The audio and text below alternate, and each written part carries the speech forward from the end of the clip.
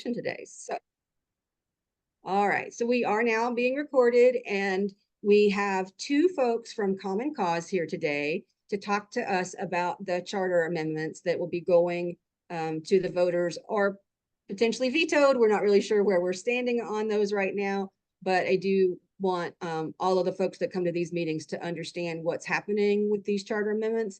So I am going to turn it over to the Common Cause folks. We have Molly Swank and Mason Graham here from Common Cause to just walk us through what particularly the first charter amendment proposal does and what you should know about this topic. We do ask everybody to go on mute until they are finished with their overview, and then we will do Q&A at the end. So mute right now. We're going to turn it over to Molly and Mason. They'll tell us a little bit about Common Cause and then go right into their presentation, and then hold up all your questions and we'll get them answered at the end. Molly, Mason, thank you both so much for being here. We're going to turn it to you. Great. Thank you so much. Hi, everybody. My name is Molly Swank. I use she, her pronouns. I actually live in District 9, so I'm on the east side of Albuquerque, but I have been with Common Cause since January of this year. Common Cause is an advocacy organization that focuses on democracy issues. So we do election protection, voter rights, we do government accountability, transparency, all sorts of good things to make sure that our democracy is running the way it was intended to. And I'll kick it over to Mason.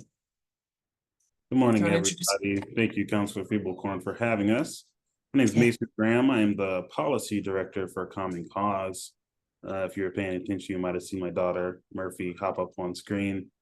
I actually live on the west side in the unincorporated county, so I do not have a city councilor. Fun fact. I've been with Common Cause since about 2022. I handle all things policy, legislature, and city council, elections and democracy as well, like Molly mentioned. So we're happy to be here with you guys. Awesome. Okay, so I'm going to share my screen. I do have, let me get it started. All right. You should be able to see our introduction slides. So we're going to be spending more time talking about Proposal 1. There were a handful of charter amendments, city charter amendments that went through City Council in the past month.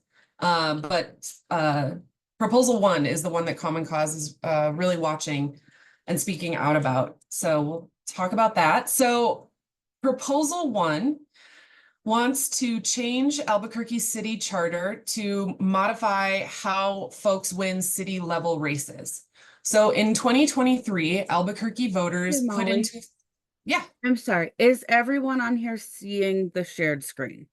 I just want to make sure everyone is seeing it. Okay. Sorry. Please proceed. Okay, perfect. Yeah, please feel free to interrupt if my screen goes blank or if it goes away. So in 2013, Albuquerque voters put into place that to win mayor or city councilor, you have to win 50% of the vote. And if any candidate doesn't get 50%, it goes into a runoff election. So that has only been in effect for a little over a decade. And in late May, so just a little over a month ago, Councilor Lewis and Councilor Pena introduced Proposal 1, which would change the win threshold from 50% to 40%. And then there's so many layers to this. Sorry. So they proposed changing it from 50% to 40% with hopes of not having to do as many runoff elections. However, that was amended in its last hearing to be a plurality vote. So they got rid of the win threshold altogether. So our city races, elections are nonpartisan, and there can be multiple candidates. So for example, if there are 6 people running for mayor and the vote is split amongst those 6 people, whoever gets the most votes would win. So somebody could win the mayor of Albuquerque position with 20% of the vote. And Common Cause, we don't support this. The voters did not bring this change forward. The councilors did. And so we have been speaking out against it for the past month. As soon as we heard about it, we started speaking out against it. We don't find this to be a democratic change to the charter. It wouldn't actually, oh wait, with the amendment though, Mason, they got rid of runoffs, is that right? That's right. So like Molly was mentioning, this proposal was brought forward as an attempt to be more conservative with our spending for runoff elections, particularly when it went from the 50% threshold to the 40% threshold. And like Molly mentioned, this is actually a change to something people have already voted for. In 2013, Albuquerque voters actually upped that threshold from 40% to 50%, which is what we have now. So the argument that we've heard is that because runoffs, which there have been several in the last city council election, are costly, and also is becoming more increasingly difficult to have like a minority candidate, even though we are nonpartisan in these elections, minority candidate win the election, which is why the 40% threshold.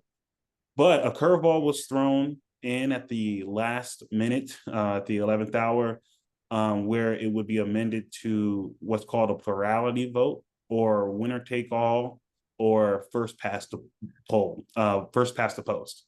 So yes, that would mean that anyone who receives the quote unquote majority of the vote in that particular election would win. So if you imagine 10 candidates, yep. 9 of those candidates get 9%, and one of those candidates gets 10, the one with 10% wins. However, you have all of these people who voted against that candidate, which is extremely undemocratic. It also makes it hard for that person to actually govern the city and be of the people, because they do not have the majority support of the people.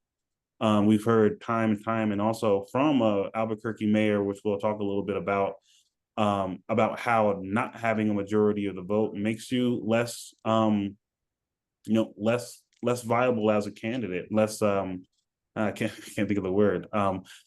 But we definitely want to see people getting the majority of the vote, which is why we are opposing this. Yes, thank you. And another concern that Common Cause has with this proposal is the timeline of it. It felt very rushed. It felt as though the two sponsors rushed it through the process and did the bare minimum to get it through the process. So it was introduced in May. It was introduced quietly. And I heard about it on the news the day after the meeting, I think. And that immediately put up some red flags for us at our team. And we started working on public education around it. So we worked with Senator Katie Duhigg, who is, she was the city clerk for Albuquerque and has worked with Common Cause in the past. She wrote an op-ed that was published in the Journal after they were introduced and before the first hearing. So our understanding is that these proposals, since they're proposing to change the city charter, like the city constitution, if you will, it has to have 3 public hearings. And so the council did have those 3 hearings. However, they were not, they were on Monday nights. Some of them went until after midnight. They did allow some public comment, but sometimes they limited to a minute versus the usual 2 to 3 minutes. It just felt very rushed. And as though some of the councilors didn't want to hear public comment about it. There was at all 3 hearings, there were several people who came to testify and comment against this proposal. The majority of people who spoke did not support the proposal. I think there were only 2 people that supported it versus probably 30 to 40 at each meeting who opposed it. And so on May 20th, that would have been the first hearing, and Councilor Rogers introduced what we call is a ranked choice voting. So if the councilors are saying that this is to get rid of runoff costs, like there are other solutions that could move forward to get rid of runoffs and all of those costs. Ranked choice voting is how city elections are run in Santa Fe and Las Cruces. And it's gaining momentum across the country. Mason, can you give a quick overview of RCV?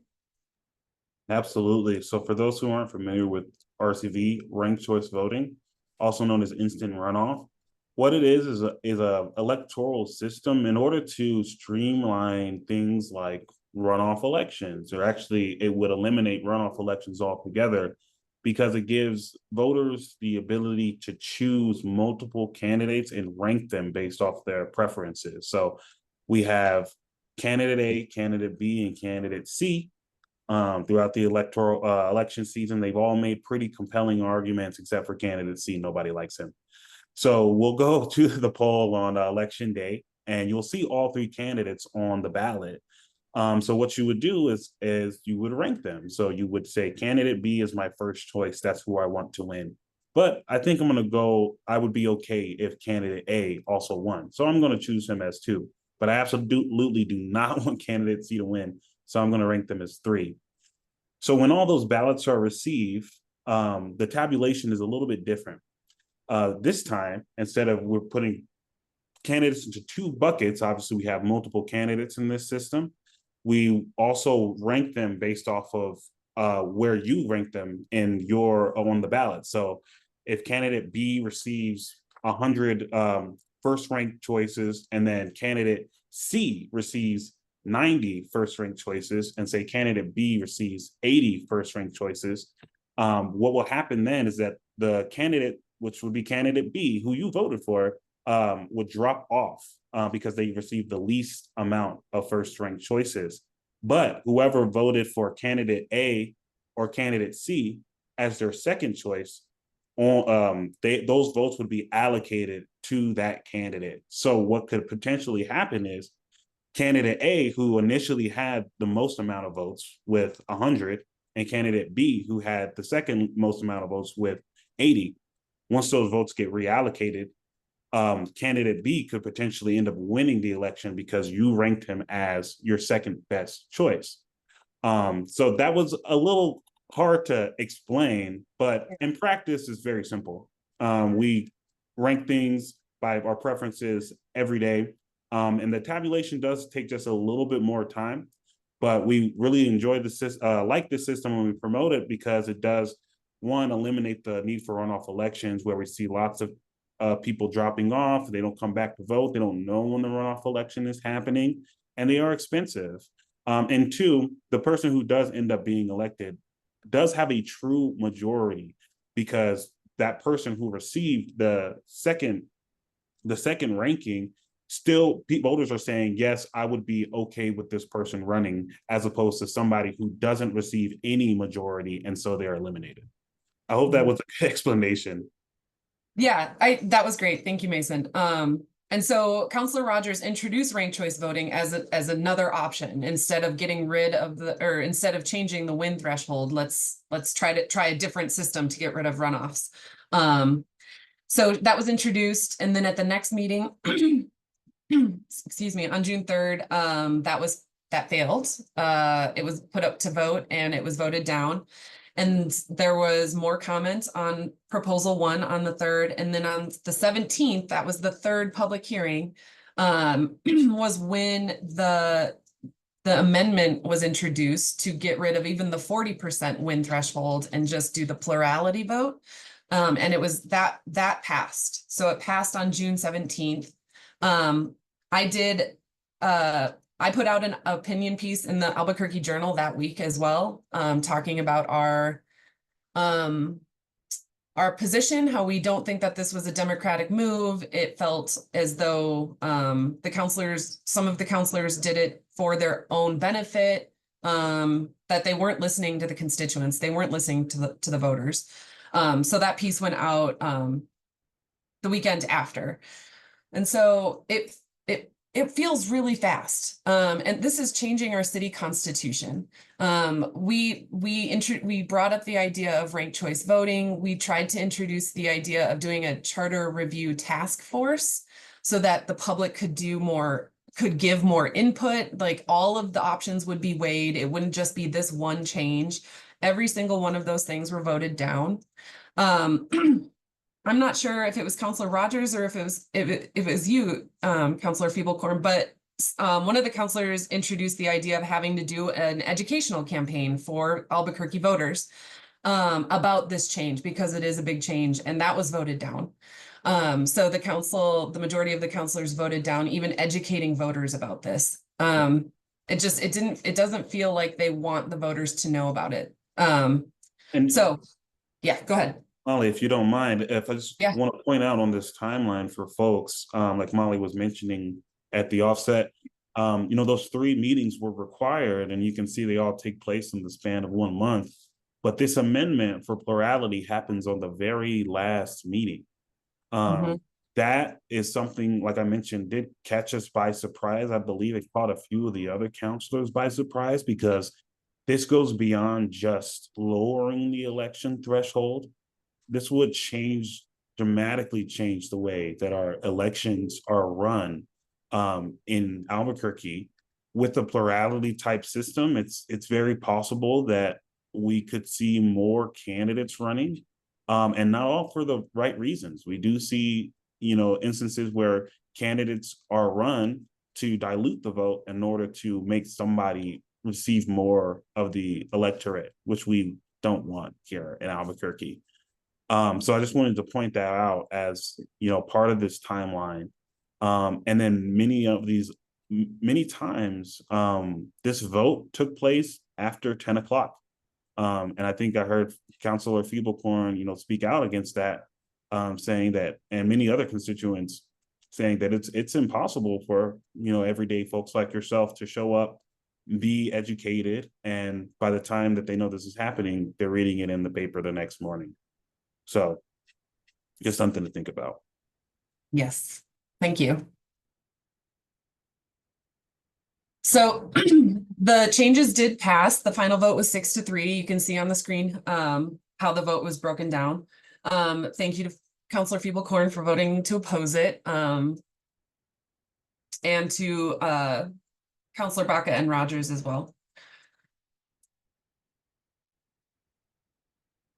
Okay, and so then the other layer of this, Mason, jump in if I muddy this up, but so the proposal 1 introduced the idea of the plurality, and then this resolution R-2447 is what would put it on the ballot. So this resolution would take the idea from proposal 1, put it into the ballot language, and that's what gets sent to the city clerk to be put on the November ballot. So as of right now, well, I'll get to that. But so there's 2 layers of this proposal, the proposal itself, and then the resolution that puts it on the ballot. The interesting thing about the resolution is that it did pass, but the Councilor Pena was a sponsor of the resolution, but voted against it. Oh, that's a typo. Sorry. The second column should say oppose. So Councilor Pena, Baca, Rogers, and Fiebelkorn all voted against the resolution. So that was an interesting thing. I think the voting process all happened very quickly, and I think that might be, why Councilor Pena voted against the resolution that she was a sponsor on. It's not entirely clear, but it did pass 5-4. So Molly, if you don't mind me, yeah, please. Here. So this resolution, this particular part of the package of bills, I find to be one of the more interesting pieces, because in my world, I deal with a lot of state legislation, and so I think of this in the sense of like a constitutional amendment, because it does go to the voters, which means that you'll see this resolution on your ballot. This is what you'll see. The language is what you'll see as a voter who may not have been following this issue. If you read something that's in the script or full of jargon, like changes to the Albuquerque City Charter Amendment, Article 2, chapter, that doesn't really resonate with a lot of voters. And unfortunately, by the time that people will get to this resolution, they may have already decided that they're done voting. That's called a down ballot drop off. So at this particular stage where we're in with this proposal and this resolution, we really want to make sure that the language that goes onto the ballot is reflective of what the resolution is actually asking people to do, which is to change the electoral system. Because many times, even at the state level, something is added to the ballot. It does define what is happening, but only if you're a legislator or a mayor, a city council, or city clerk, you could understand it, but everyday people, not so much. So that's part of the challenge that we have going into November as well. Yes. Yes, so this will be on the ballot in November. So it's a city level measure. It will be like at the very bottom of your ballot. And this year's ballots are going to be really big because all of our state reps, all of our state senators are up. There's obviously the federal level elections. There's other ballot measures and initiatives that will be out there too. So this will be the very last thing. So Common Cause, we're really worried about what Mason called down ballot drop off. So we're going to be working to do some public education around this before November so that folks know to keep going. Don't stop voting, like do the whole ballot.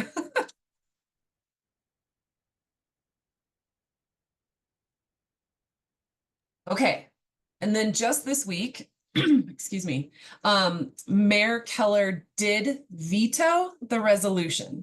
So the mayor can veto resolutions, but not proposals. So earlier this week, he did veto the resolution that would put it on the ballot.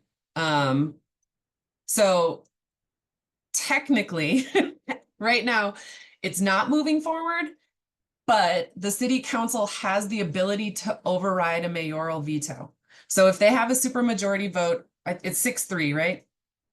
If they can get a 6-3 vote, the council can override Mayor Keller's veto of this.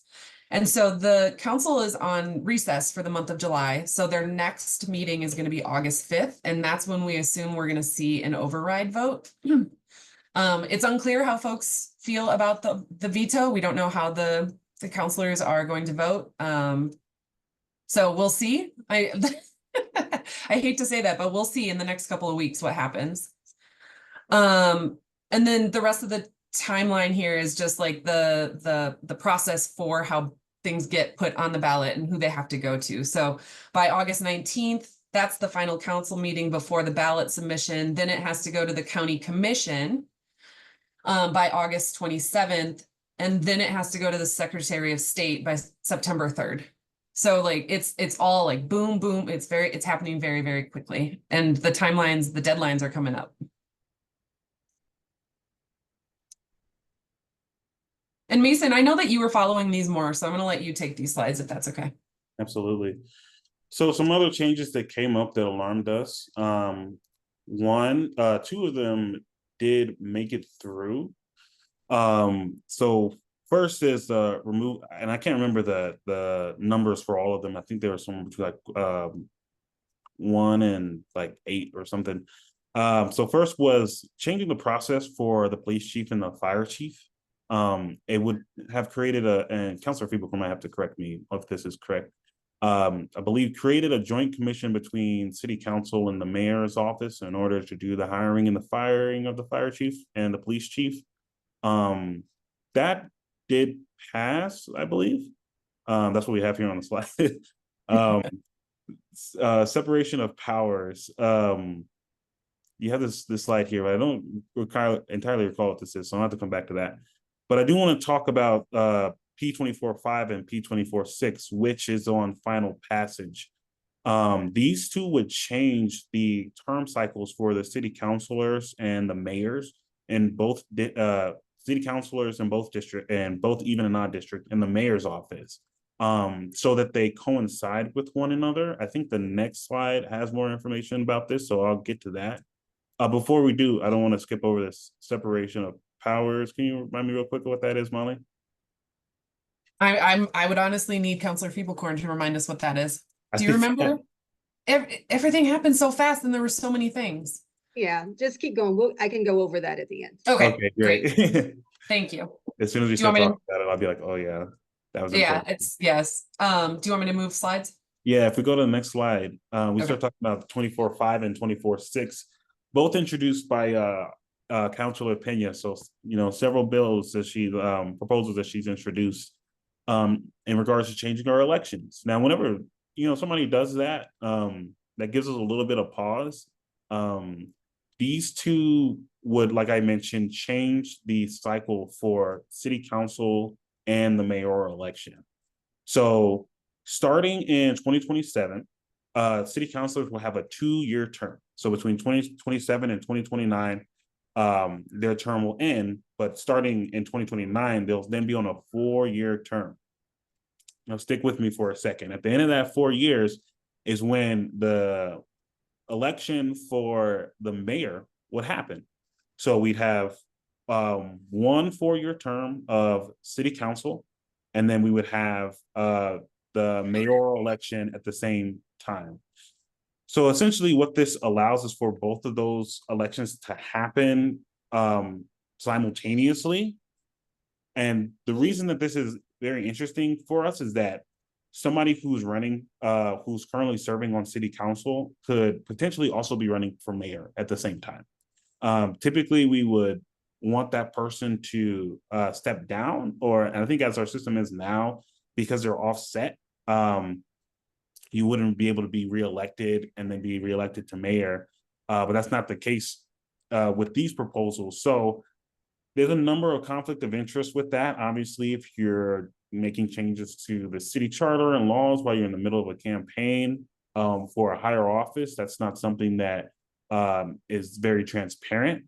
We want people to make sure that they know that the decisions our city councilors are making are decisions that they're making for the people and for the better of our city, not for self-interest. So these two have been proposed. I think that on the next council meeting on the 5th, they will get that vote, and they would be on the ballot for 2024. So like I mentioned earlier, with down ballot drop off, we could see very little voter turnout for these two proposals that, once again, drastically change our electoral system, but not a lot of exposure on. I think I covered that well. Yeah, thank you. And I think that's the end of this information too. Yeah. So I'm going to stop sharing my screen. I know that's a lot of information, excuse me. And there are several different layers and different pieces moving at all the same time. So, but yeah, Mason and I are happy to take questions. Julie, I see you have your hand up. Yeah, so I'm going to jump in first. Oh, okay. Jump in first. Sorry. So I just wanted to clarify a few things from that. I want to make sure that everybody knows that the charter requires 2 hearings for a charter change. It only requires a 3rd hearing if there's an amendment to the proposal in the 2nd hearing. And so there were amendments to these at every hearing because it was so fast and it was kind of breakneck speed. So I just want to make sure that that was clear. Then ranked choice voting, that was actually a proposal by me and Councilor Rogers, and I had proposed ranked choice voting 2 years ago on my own, and that got killed, and then it got killed again. I hate that I lose on that one all the time, but I do think it's important that we continue to remind people that ranked choice voting works in lots of other places. And if your concern truly is a runoff election, that is a way to avoid runoff elections and save some money. Although really, when we're talking about it, it's a very small amount of money compared to all the other things that we spend money on.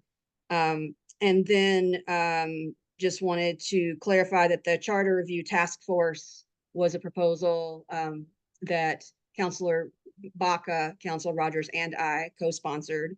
And then last thing, just so everybody's out, all the information is out there. I did get an amendment onto the resolution for Proposition 1 at the last hearing that at the very least makes it not applicable next year.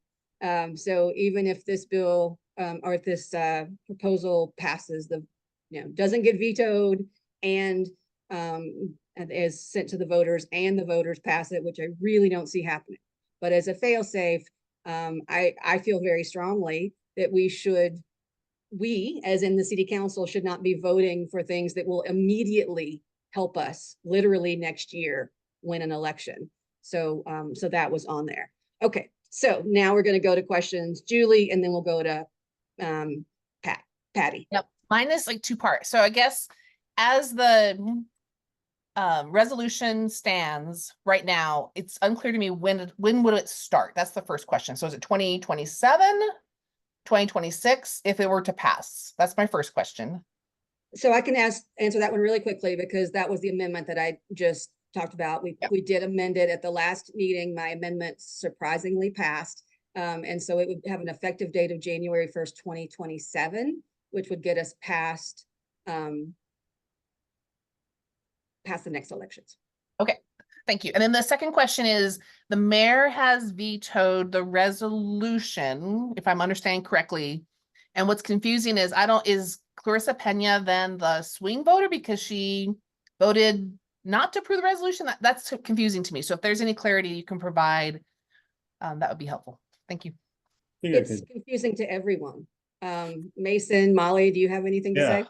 Yeah, I could jump in on that. Yes. So I think what we kind of inferred was that with the resolution, the language wasn't matching what Councilor Pena was envisioning.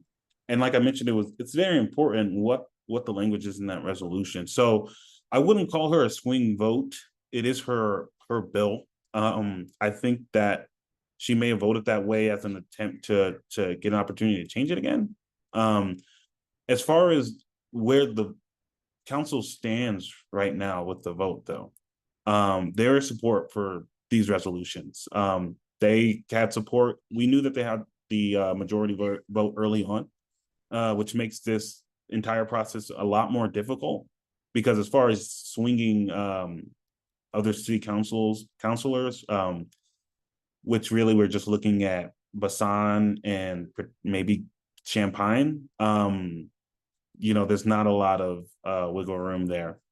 So I just wanted to bring that up as far as what we were able to do as our advocacy to stop this from coming down the pipeline. But I don't think that vote from Pena is reflective of like her position on the resolution. But that's an excellent question, Julie, and one that several people have asked me. So, okay, we're going to go to Patty next. Thanks, Councilor. So when the ranked choice voting 024-26 failed, what was the vote count on that in terms of if I need to be emailing councilors with requests and information, who voted against the ranked choice voting? So it's easier to just tell you who voted for it because it's a smaller list. It's me, Councilor Rogers, and Councilor Baca voted.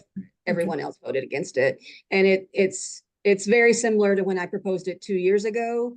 2 years ago, we didn't even get out of committee with the bill. There is just an opposition to ranked choice voting. That if you watch the meeting, it's fairly interesting because there's no discussion. There's no one explains why. They just vote against it. Yeah, I will say we already have ranked choice voting in New Mexico. We have ranked choice in Las Cruces and Santa Fe. Both were implemented last year. Both went seamlessly. There was no issues. The candidates themselves said that the process was easy. And then as far as ranked choice voting not only changes our like electoral system, it also changes politics in general. Candidates need to start vying for it to be your second choice, not just your first. So that means that they have to play a little bit nicer with one another. And hopefully that, transfers over to like their actual lawmaking. But when it comes to ranked choice voting, that's another thing that would go to the majority of the voters. So when we get the opportunity to vote that up in Albuquerque, at the council level, it will be a very big campaign in order to make sure that that's also voted up on the ballot. So we can get that here in Albuquerque. Sorry, that was my daughter. So just really quickly, and we would need to get a legal opinion on this, but it is my legal opinion that I got from the city attorneys that we do not need to go to the voters for ranked choice voting. The new state law would allow the city council to implement that, but we just don't have the votes for it, as is evidenced by the fact that I've proposed it twice and it's not even close to getting through. Okay, Eleanor, and then we'll do Eleanor and then Ralph.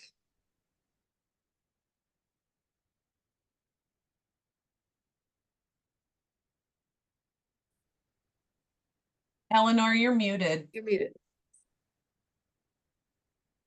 There you go. I was wondering, when you, Councilor Fiebelkorn, were aware of the plurality amendment being proposed. Good question, Eleanor. No, counselors don't see each other's amendments in advance unless we choose to share it with other counselors. For example, I usually put my amendments in the drive for all the other counselors to see on Friday before a Monday meeting, but I did not see this one until it was proposed on the dais. Okay, and then I'm confused about the changing of terms. And so would it be that all counselors would be elected the same time as the mayor? So if you want to run for mayor, you have to essentially step down from city council? Is that how that lines up? No, it would be, so the end result would be that all city councilors and the mayor are being elected at the same time. And that would be so that people could be on council and running for mayor. The way it is right now, if you are running for mayor and you're in an even district, then you would have to resign to run, right? And so they're trying to get everyone up for election at the same time so that apparently people on council want to run for mayor and want to be able to do that.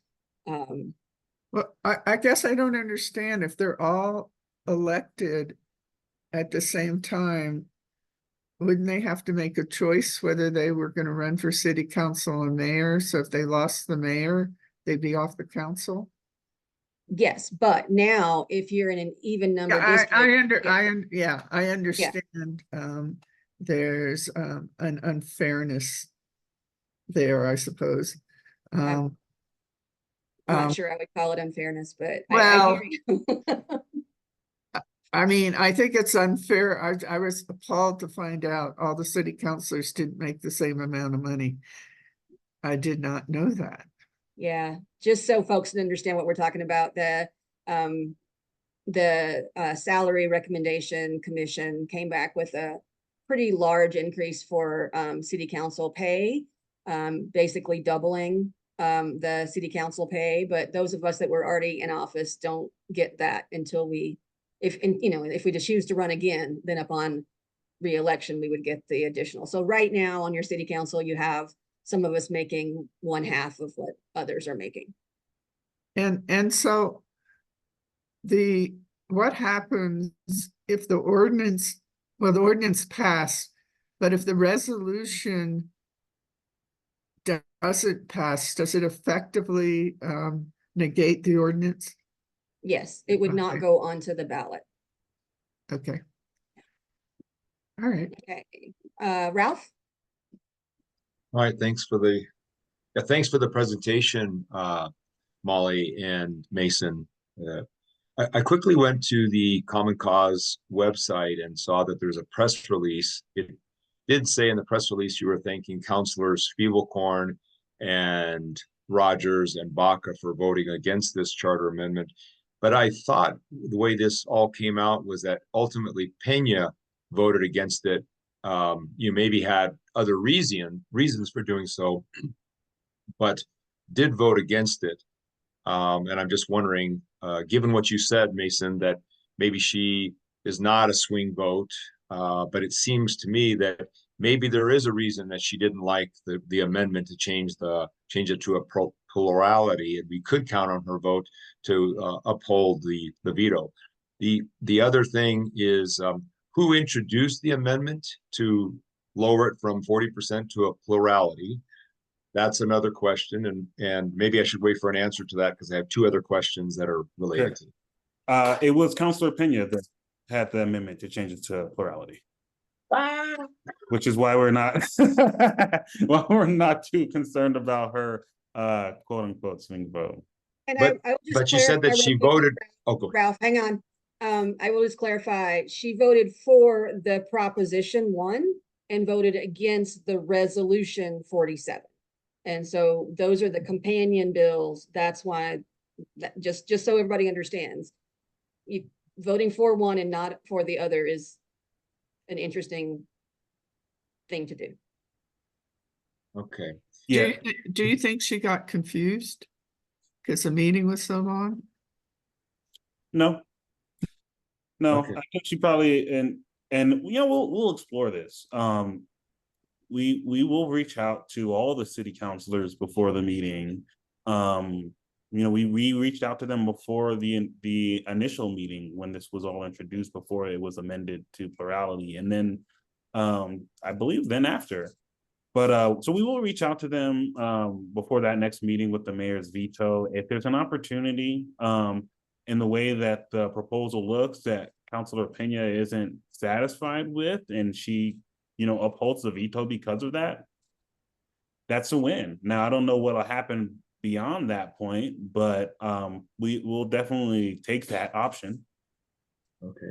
So the other parts of my question, or actually maybe comments, is that one, I'm concerned about the role of dark money in this. And it kind of goes to your point about down ballot drop off. If they get out all of the information into people's inboxes, that could really swing things. And I was wondering if Common Cause is going to come out with some talking points that would be going along the lines of what your presentation was today, for those of us who want to be able to get the word out to as many people as we possibly can. And then the final thing was there a vote on Baca's task force ordinance or resolution? Did it get a chance? My understanding is it didn't get a chance for a vote, although it probably would have gone down to defeat. It did get a vote. Again, it was co-sponsored by, it was created by Councilor Rogers, co-sponsored by myself and Councilor Baca, and we were the only three that voted for it. Okay, so it did get a chance for a vote. All right, and then I guess, yeah, you heard my points about my concern about dark money and talking points. If you could address that, please. Thank you. Yeah, so we will have talking points. You know, we are expecting and we're preparing for a public education campaign on this, which means that, you know, on our website there, you'll likely see a page on there in the coming days. We do put stuff on our social media pretty often. So if you're looking for like a quick talking point or a quick something to point friends and family to, our social media would be a great place to do that. Also our X, formerly known as Twitter. That would also be a great place, but I would just go back and check the Common Cause website maybe in like the next month or so.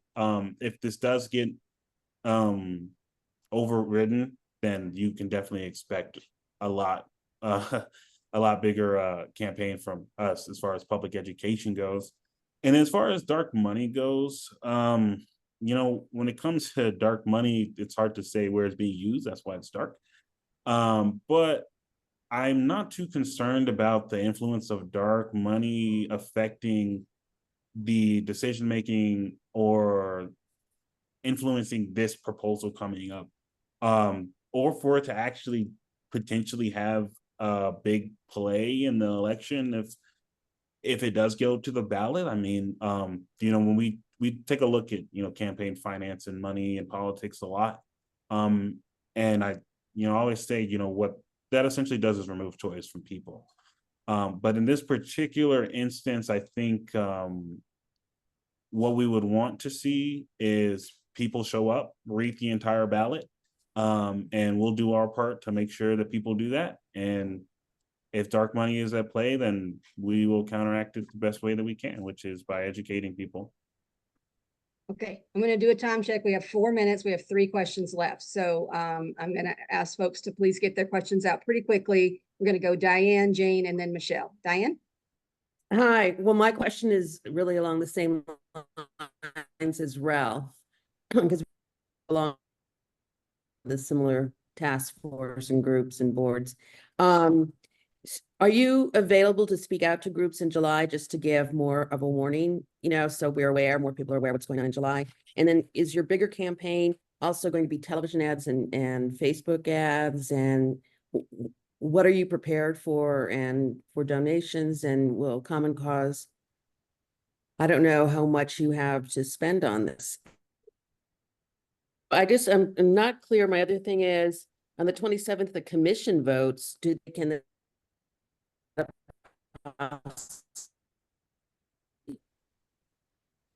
we're losing you, Can you Diane. hear me? Is my sound not working again? It's, so I think it went off, but I think I can. My second summarize. question,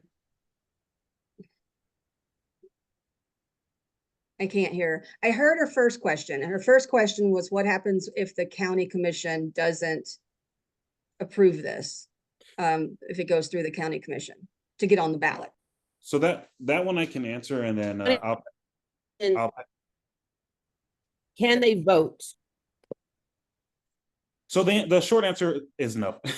the short answer is no, and the reason that is because the next county commission meeting and the time that the ballot has to be submitted to the Secretary of State to be approved for November is very short. This particular bill does not have any legal fallacies or challenges that we know of. We did reach out to the Secretary of State to look at this. And we've had some of our partners reach out to the county commission as well. And there's not much of a legal challenge to be made to stop it from getting on the ballot, which would be our first course of action. The next course of action would be to prevent it from being on this ballot due to the nature of the statewide election and this being more of a city municipal issue. It's unlikely that they'll do that. So to answer your question, no. But as far as what we're going to do in our campaign going forward, I think I'll let Molly answer that. That's a very good question. So we are working with other groups, so there will be a coordinated campaign if the council does override the veto and it is going on the ballot. We've been meeting with a handful of different organizations throughout this whole process to have a unified voice. So we'll continue working on that. So it'll be a collaborative effort between different kinds of groups, environmental groups, unions, advocacy or democracy groups. All sorts of different organizations have spoken out against this. So we'll be doing that, but I don't have specifics for what the campaign will look like. Okay, let's go to the next question. Jane, I saw you took your hand down. Do you still have a question? No, actually, Mason already answered it, but thanks so Okay, much. thank It had you. to do with the commission. Okay, quickly, Michelle Metters, last question. When I looked at the ordinance on the slide, it looked to me like the city council was elected on a different year than the mayor. Could you put the slide back up again? Because then they wouldn't threaten their city council status if they ran for mayor. It's not the same year. Mason, what does the slide show for the second ordinance? Molly, can you put the slide back up? Yep. I got it. All right. So for odd districts, which is 24-5, there's two separate ordinances for both districts, 5 and 6. But look at this one. It says to prevent coinciding with a mayoral election. So that means not the same year as a mayoral election. Oh, sorry. Yeah, that's a grammatical error. Oh, that's Yeah. not. Oh dear. Sorry, it does coincide with the mayoral election. But I think as it is right now, it's that in the odd number year, at the end of that 2-year cycle, there's an election. Then there's another 2-year cycle, and there's not an election. So this would put for mayor. So this would have all councilors serve their term, the mayor serves their term, and at the end of those terms, they're all up for election. Oh, This means. Okay, Sorry. so let me just, it's 11:01, so I want to stop sharing screen and close this up. If you have more questions on kind of the 6 different charter amendments that have been proposed and where they stand and how people voted, please feel free to reach out to Molly or to Mason. If you have questions about the process or any kind of, who voted for what, feel free to reach out to me or Tanya. I really want to thank everybody for coming. I know it was a lot of information, but that is, I think, indicative of what we've been living through for the last month. There's just been a lot of movement, a lot of attention to apparently making it easier for us to run for things and for us to win. And that is not what I'm here for. I'm here to serve the people. So I would like for us to move on to actual things that, help the citizens of Albuquerque, but we do have to get through these ridiculous proposals first. So I want to thank everybody for coming, How do for we caring reach- about this issue. And if you have any questions, reach out. Otherwise, we will see you next month on the District 7 Connection. Thanks. We have their contact information. How do we reach Mason? How do we reach Mason and You Cause, you can find their information on the internet. It's Common Cause New Mexico. Thanks, everybody. Okay.